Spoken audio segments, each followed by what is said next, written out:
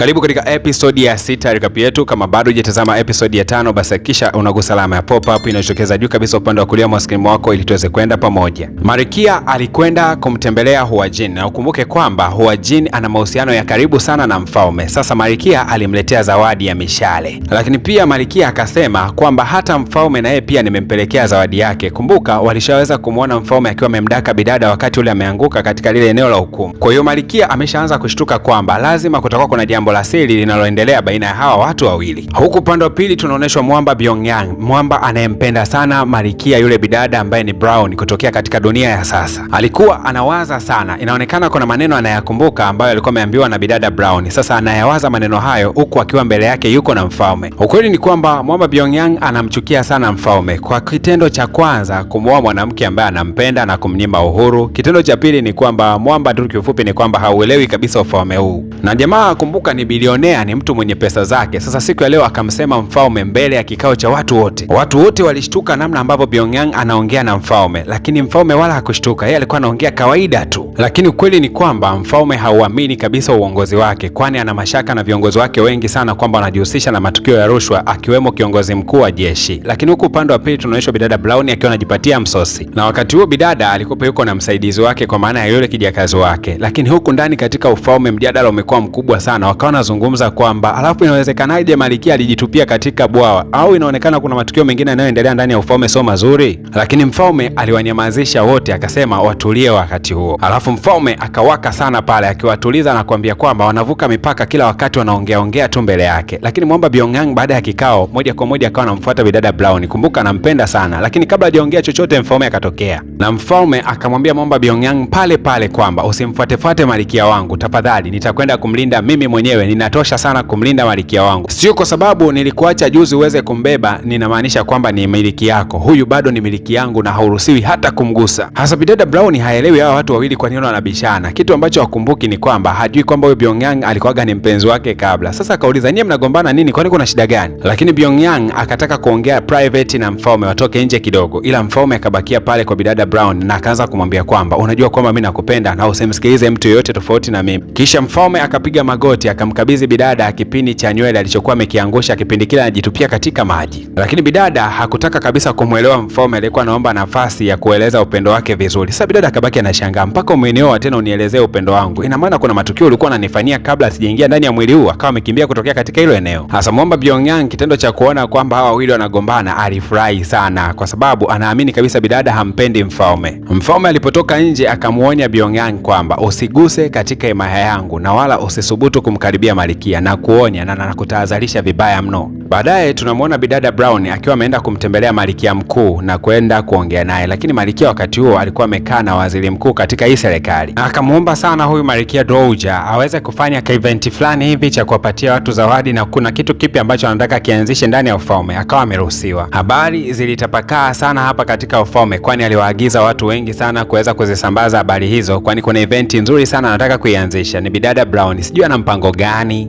Na sasa habari zilivyozidi kutapakaa katika ile eneo la ufalme, kuna wengine walikuwa hawapendi, alafu ni wake wa watu ambao ni wakubwa sana ndani ya ufalme, wakawa wanasema kaka bidada kanajiona kanani kenyewe kuanzisha vitu ovyo. Na sababu ya bidada Brown kuweza kuruhusiwa ni kwa sababu wanampikia Malkia vyakula vitamu sana, kwa sababu hakuna mtu anaweza kaanzisha kitu ndani ya ufalme pasipo kumhusisha Malkia. Naye bidada Hua Jin alipoweza kupata hizo habari kwamba bidada Brown anakwenda kuanzisha event katika ufalme, akasema atakwenda kuripoti moja kwa moja kwa mfalme, na alipoweza tu kufika kwa mfalme akamsalimia. Kisha bidada akawa anamuomba mfalme waweze kukutana katika usiku wa leo, kuna vitu anataka kumpatia. Licha ya mahusiano yao ya muda mrefu, lakini hawajawahi kulala pamoja, ila mfalme leo alimuahidi bidada kwamba atakwenda kuonana naye. Lakini kumbuka mpango wa bidada ni kumwambia kwamba bidada yule ana uhuru sana sasa hivi. Na Hua Jin alipoweza kutoka tu kwa mfalme, moja kwa moja akanyosha kwa bidada Brown na akasema anahitaji kuongea naye. Brown akawatua wasaidizi wake wote, akawaambia kwamba anahitaji kuongea na Hua Jin, kwa anahitaji wabaki wawili tu. Sasa kama unavyojua kwamba Mwamba Brown ni wa kiume, sasa alipoona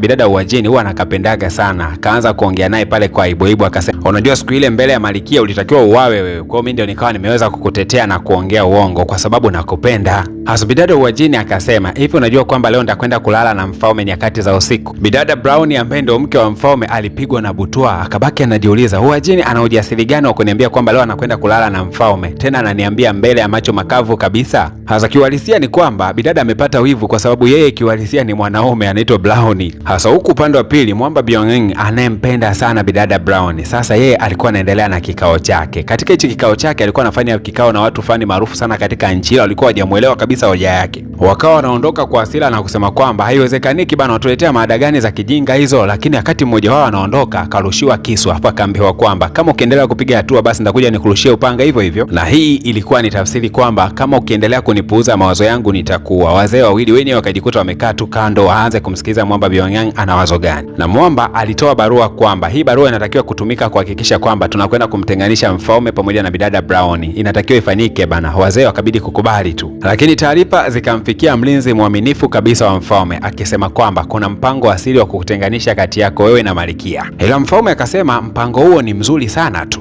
Lakini mlinzi akasema sio jambo zuri, kwa sababu wewe ni mfalme na unategemewa katika taifa, unatakiwa kumlinda Malkia. Kama ukionyesha udhaifu wa kumlinda Malkia, maanake hiyo ni hatari sana. Basi mwisho wa siku mfalme akajikuta ameshawishika na yale mawazo ya huyu mlinzi wake mwaminifu, akasema sawa. Hasa mpango wa bidada bana Brown, yule ambaye alikuwa anafanya mapishi katika ufalme, kumbe baada ya kukusanya watu akafungua duka kubwa sana la ushoniaji wa nguo, akaajiri watu wengi. Kwa hiyo hapa akawa wanakusanyika wanaanza kushona nguo. Mfalme akamtumia barua ya pongezi kwamba hongera sana. Lakini bwana mfalme ile barua yake ikatupwa kwenye moto. Bidada hakutaka kabisa hongera kutokea kwa mfalme. Hasa wakati bidada anaendelea na mambo yake ndani ya ufalme, asijue kwamba kuna mwanamke mmoja hivi ambaye anatokea katika familia za kitajiri, alikuwa ameita waganga, na hao waganga wakasema kuna mtu ambaye yuko ndani ya ufalme huu amevaliwa mwili wake na mtu mwingine, na huyo mtu sio mwingine zaidi ya Mwamba Brown. Kwa hiyo hapa asili yake ikawa imewekwa wazi kabisa. Lakini tukirudi katika dunia ya kawaida, tunaonyeshwa Mwamba Brown akiwa amelala kitandani na anapumulia mashine. Sasa bana, wakawa kuna mtu mmoja amekuja na akamtoa ile mashine, lakini Mwamba akawa anaanguka katika hii dunia ambayo yuko sasa hivi ya miaka ya zamani. Watu wakachanganyikiwa ndani ya ufalme kwa sababu bidada ameanguka na hawaelewi kwa nini ameanguka, sababu ni nini hasa. Lakini katika huu ulimwengu wa kawaida huku Mwamba wanazidi kumpambania madaktari kuhakikisha kwamba jamaa anazinduka, kwa sababu alikuwa katika koma kwa muda mrefu. Hasa naye mfalme akiwa anaelekea sasa kwenda kwa bidada huwajini. Kumbuka kwamba usiku wa leo ndo usiku wa Mizagamuano. Sasa bana akapata taarifa ya kwamba Malkia ameanguka kwa sababu alikuwa sijui ana stress hivi. Ikabidi mfalme hailishe ruti yake ya kuelekea kwa bidada huwajini, akaenda kumfuata bidada ambaye ni Malkia. Akawa bize sana kumwamsha. Mfalme alipouliza nini shida, kuna mmoja akasema labda huenda ametiliwa sumu, lakini huyu mpishi akasema bidada hajala chochote kuanzia asubuhi. Wakapata wazo kwamba huenda ndio njaa inayomsumbua. Lakini daktari mkuu wa ufalme alipoweza kufika akasema kwamba haya mapigo ya moyo sio mapigo ya moyo ya binadamu wa kawaida. Afu alipomfungua macho yake aligundua macho ni meupe kabisa, na akaongezea kwa kusema kwamba bidada yuko katika hatari ya kifo. Hapo walipo yupo kwenye hali mbaya kupita kawaida. Mfalme alitoa oda ya kwamba bidada aokolewe kwa gharama yeyote ile. Basi haraka sana daktari akaagiza bidada abebwe na apelekwe katika chumba cha wagonjwa. Mfalme yeye mwenyewe akambeba, hakutaka hata wasaidizi waweze kumsaidia, akampeleka katika chumba ambacho bidada atakwenda kutibiwa. Lakini kumbe haya yote yanafanywa na mwanamke mmoja anayefahamika kama Dorija. Huyu mwanamke ndiye ambaye anaitaga waganga katika ufalme. Sasa amegundua kwamba bidada sio binadamu wa kawaida, kwenda anayemroga. Na kazi ya huyu mwanamama mchawi ni kuhakikisha anaitoa kabisa nafsi ya Mwamba na kuipeleka kule kule ilikotokea. Lakini pia huyu bidada kama alikuwa anatakiwa kufa afe huku, japokuwa alisema kazi hiyo ni hatari sana. Ila huku upande wa pili Mwamba Brown anaonekana anafumbua macho yake. Mtaalamu amerudi katika dunia ya kawaida, kwa hiyo Mwamba tuko naye tena. Lakini ajabu ni kwamba Mwamba hawezi kunyenyua hata mkono wala kutikisa chochote kile katika mwili wake. Akawa anawasikia tu watu wanaingia pale ofisini wakisema kwamba jamani, huyu jamaa amerudi katika uhai, lakini shida ni kwamba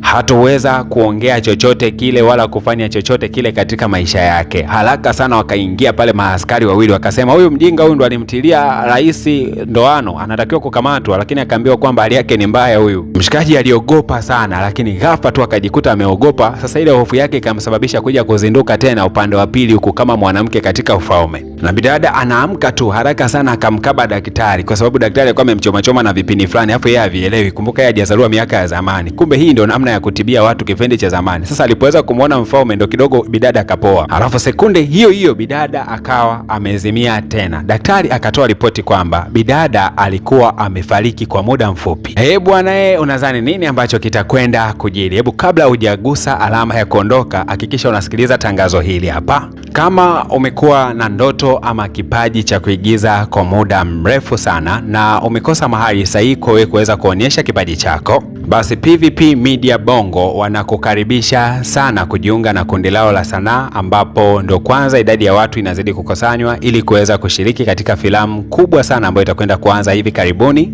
na watu wote mnakaribishwa. Kambi linafanyikia Goba njia 4. Kwa hiyo ni muhimu sana kwa wewe ambaye ni mkazi wa jiji la Dar es Salaam, ni muhimu sana ukatutafuta na unahisi una kipaji ambacho unaweza ukakionyesha, basi karibu sana. Tunapatikana Dar es Salaam, Goba njia 4. Tuko hapa kila siku za wiki na kila siku tunakuwa na mazoezi, lakini pia tunakopo na kazi mbalimbali ambazo tutakuwa tunazishuti.